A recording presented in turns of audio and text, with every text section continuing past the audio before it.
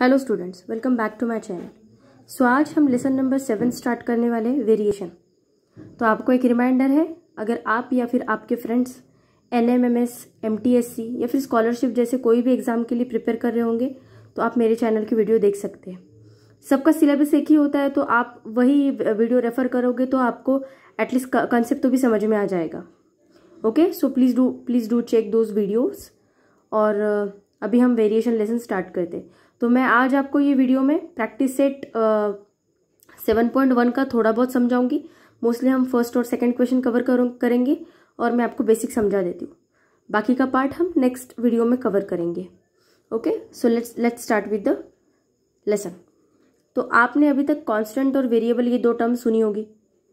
So what is the basic difference between these two is, constant क्या होता है, what is the meaning of word constant, कि जो change नहीं होता है, जो सेम ही रहता है, उसकी वैल्यू कांस्टेंट रहती है, उसकी वैल्यू सेम रहती है, इट डज नॉट चेंज, उसे हम कहते हैं कांस्टेंट। और वेरिएबल क्या होता है, जिसकी वैल्यू कंटिन्यूअसली चेंज होती है। सपोज अभी आप अगर मतलब कांस्टेंट के लिए भी मैं आपको एक एग्जांपल दूंगी और वेरिएबल के लिए भी आपको एक एग्जांपल दूंगी। सो कांस्टेंट क्या होता है, सपोज आप मार्केट गए, मार्केट में जाके आपने एप्पल सपोज खरीदने के लिए गए आप, और उसका कुछ कॉस्ट दी है। एप्पल की वैल्यू को सपोज मैंने x मान लिया और उसकी जो कुछ भी कॉस्ट है उसको मैंने सपोज y मान लिया। नाउ अब देखते हैं, सपोज एक एप्पल आपने खरीद लिया। एक एप्पल कितने का था, एक सपोज ऐसा, इग्नोर माई ड्राइंग।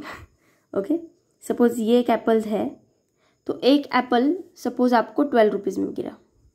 आजकल तो एप्पल बहुत महंगे हो गए, इसलिए शायद इतना सस्ता ना मिले आपको, थोड़ा सा महंगा होगा, बट जस्ट इमेजिन ओके कि वो 12 रुपीज़ का है एक एप्पल। तो अगर मैं 2 एप्पल खरीदूंगी तो मुझे कितने पे करने पड़ेंगे उसके लिए, 24 पे करने पड़ेंगे एक एप्पल के लिए। ओके, एक एप्पल के लिए। चलो ये ड्राइंग छोड़ देते हैं, ड्राइंग खराब है इसलिए इसको मैंने मिटा दिया। तो एक एप्पल है, तो एक एप्पल की कॉस्ट सपोज 12 रुपीज़ है, 2 एप्पल की कॉस्ट 24 है। 3 खरीदूंगी तो मुझे कितने पे करना पड़ेगा, 36 पे करना पड़ेगा। 4 पे करूंगी देन आई हैव टू पे 48 रुपीज़। ओके, इतना समझ गए। एक एप्पल की कॉस्ट 12 है, तो 2 के लिए 24 देने पड़ेंगे, 3 के लिए मुझे 36 देने पड़ेंगे, 4 के लिए मुझे 48 देने पड़ेंगे। चलो 10 की टर्म्स से समझाती हूँ आपको। सपोज एक एप्पल की कॉस्ट है 10 रुपीज़, तो 2 एप्पल की कॉस्ट कितनी हो जाएगी, 20। 3 एप्पल की कॉस्ट कितनी हो जाएगी, 30। और 4 एप्पल की कॉस्ट हो जाएगी 40। 5 एप्पल की कितनी हो जाएगी, 50। 6 एप्पल की 60। तो अगर हमने एप्पल और कॉस्ट के हिसाब से अगर हमने रेशो बनाया तो क्या हो जाएगा वो रेशो, x अपॉन वाई। तो अगर x अपॉन वाई मतलब मैं इसका अगर रेशो ले रही हूँ तो इसका क्या हो जाएगा, x की वैल्यू क्या है, 1 है, और y की वैल्यू क्या गिवन है, 10 गिवन है। तो पहला रेशो क्या आ जाएगा, 1/10। दूसरा रेशो क्या आ जाएगा, 2/20। तीसरा क्या आ जाएगा, 3/30। फोर्थ आ जाएगा 4/40। फिफ्थ आ जाएगा 5/50 और सिक्स्थ आ जाएगा 6/60। इतना समझ गए आप। x और y का बस मैंने रेशो लिया, x की वैल्यू ऊपर है, y की वैल्यू नीचे है, तो x की वैल्यू 1/1 है और y की वैल्यू 10 है। फिर ये केस में 2 है x की वैल्यू, y की वैल्यू 20 है। तो ये सब मैंने ऐसा लिख लिया। तो आप अगर देखो 2 1 जा 2, 2 10 जा 20, 3 1 जा 3, 3 10 जा 30। देखो ये 1/10 है। Okay, this is 1/10। अच्छे से लिखती हूँ, 1/10। 4 1 जा 4, 4 10 जा 40, 5 1 जा 5, 5 10 जा 50, 6 1 जा 6, 6 10 जा 60। अगर आप एक नोटिस करो तो ये सबका जो रेशियो आ रहा है ये सेम ही आ रहा है, 1/10 1/10 1/10, है ना। तो अगर ये वैल्यूज इंक्रीज हो रही, मतलब एक से हमने 2 एप्पल लिए, फिर 2 के 3 कर दिए, फिर 4 कर दिए, 5, 6, इतने सारे एप्पल कर दिए मैंने। तो जैसे जैसे इनकी वैल्यू इंक्रीज हो रही है वैसे वैसे कॉस्ट भी इंक्रीज हो रहा है कि नहीं हो रहा है? ऐसा तो नहीं होगा कि आपने 2-3 एप्पल ले लियो आपको फ्री में दे दिया, ऐसा होगा क्या? नहीं होगा ना। तो जैसे जैसे हम एप्पल खरीदेंगे वैसे वैसे जैसे जैसे हम एप्पल की क्वांटिटी बढ़ाएंगे वैसे वैसे उसकी कॉस्ट बढ़ जाएगी। यहाँ तक समझे? ठीक है। अब ये 1/10 जो रेशो आ रहा है ये हो गया इसका कांस्टेंट। मतलब ये सेम इससे बढ़ रहा है, मतलब आप इसकी क्वांटिटी बढ़ाओ इसकी कॉस्ट बढ़ेगी, तो जो इनका रेशो रहेगा वो कांस्टेंट रहेगा। मतलब ये वैल्यू सेम आ रही है, मैंने आपको समझाया कांस्टेंट मतलब क्या, जो वैल्यू सेम आ रही है। तो 1/10 क्या हो गया उसका कांस्टेंट हो गया। तो अगर हम वेरिएशन के टर्म में लिखें तो क्या दिया है, x/y = k। ये हमारा इक्वेशन दिया है हमें वेरिएशन के लिए। मतलब क्या, अगर मैं x और y की दोनों का रेशो लूँ तो उसकी जो भी वैल्यू आती है वो k आती है। k मतलब क्या, कांस्टेंट आती है। देखा ना आपने, ये 1/10 आया, ये भी 1/10 आया, ये सब 1/10 है। मतलब ये वैल्यू क्या हो गई, कांस्टेंट हो गई। इतना समझे? तो ये हो गया डायरेक्ट वेरिएशन का कंसेप्ट। तो अभी वेरिएबल समझते हैं। वेरिएबल मतलब क्या, जो वैल्यू चेंज होती है। कि सपोज अभी स्टूडेंट आपके अभी क्लास में सपोज हाइट चेक करे सभी बच्चों की। सपोज कोई स्टूडेंट है उसकी हाइट 3 फीट है, कोई और एक स्टूडेंट हो सकता है जिसकी हाइट 4 फीट होगी, कोई और स्टूडेंट होगा जिसकी हाइट 5 फीट होगी। मतलब हर एक स्टूडेंट की हाइट सेम होगी क्या? नहीं, ये हाइट सबकी अलग अलग हो सकती है। तो अगर मैं इनका रेशो लेने के जाऊँ, सपोज स्टूडेंट और हाइट का अगर मैं रेशो लूँ तो स्टूडेंट मतलब न्यूमरेटर में और हाइट डिनोमिनेटर में ये यहाँ पे 1/3 आ रहा है, यहाँ पे ये 2/4 को अगर हमने रिड्यूस किया तो ये 1/2 आ गया। और थर्ड स्टूडेंट है जिसकी हाइट 5 फीट है, तो इसका अगर मैंने रेशो लिया तो ये 3/5 आ गया। तो आप अगर देखोगे तो ये जो रेशो है ये अलग अलग हो रहे हैं, ये रेशो सेम आ रहे हैं क्या? नहीं। हमने एप्पल वाला जो एग्जाम्पल देखा वो केस में सबके रेशो सेम आ रहे थे, मतलब वो वैल्यू वो केस में क्या थी, कांस्टेंट थी। अभी ये जो वेरिएबल वाला कंसेप्ट है, वेरिएबल के केस में ये जो वैल्यू क्या हो रही है, चेंज हो रही है। So this is the basic difference between the constant and variable. Okay, so आपको और एक कंसेप्ट समझाने का रह गया कि x/y, मतलब अगर हमें डायरेक्ट x और y एक दूसरे को डायरेक्टली प्रोपोर्शनल है, अगर ये हमें दिखाना है तो हम कैसे दिखाते, x/y = k। और हम इसे लिखते कैसे हैं, डायरेक्टली प्रोपोर्शनल का साइन क्या होता है, x is directly proportional to y। पढ़ते कैसे इसे, x is directly proportional to y और x and y are in direct variation। Okay, so ये जो सिंबल दिख रहा है आपको, this symbol is nothing but the alpha symbol होता है ये। This is the Greek symbol. Okay, तो आपको ये बात ध्यान में रखनी है। So now we will start with the practice set 7.1। अभी आपको प्रैक्टिस सेट 7.1 में क्या दिया है, write the following statements using the symbol of variation. तो क्या दिया है, circumference C of a circle is directly proportional to its radius. तो इसको हम क्या लिखेंगे, सर्कमफरेंस का सिंबल क्या दिया है हमें, सर्कमफरेंस का सिंबल हमें दिया है C और रेडियस का सिंबल हमें क्या दिया है, R। तो हमें डायरेक्टली प्रोपोर्शनल में लिखना है, तो हम कैसे लिखेंगे, C is directly proportional to R। तो ये हो गया इसका आंसर। ये जो सिंबल है alpha, this is nothing but the direct variation. Okay, direct variation, C is directly proportional to R। Now we will see the second example. Second example क्या दिया है अभी, consumption of a petrol L in a car and distance traveled by that car are in direct variation। तो देखो, consumption of petrol के लिए क्या symbol दिया है हमें, L।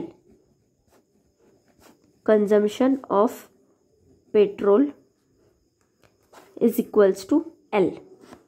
और डिस्टेंस क्या दिया है, डिस्टेंस के लिए हमें सिंबल क्या दिया है, D। तो अभी हमें क्या दिखाना है, इन दोनों के बीच डायरेक्ट प्रोपोर्शन देकर, consumption of petrol in a car and distance travel by that car are in direct variation. तो हम इसको कैसे दिखाएंगे, L is directly proportional to D, है ना। हमने अभी ये देखा है कि ये जो सिंबल है alpha, this is nothing but the symbol of direct proportion. Okay, now we will see the second example. अभी सेकंड क्वेश्चन क्या दिया है, complete the following table considering that the cost of apples and their numbers are in direct variation.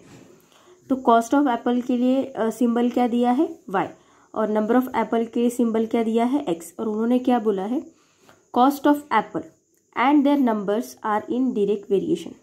Okay, so cost मतलब y is directly proportional to x दिया है हमें। ये symbol का किसका है, डायरेक्ट प्रोपोर्शनल का, उन्होंने हमें दिया है ऐसा, हमने वैसा का वैसा लिख लिया।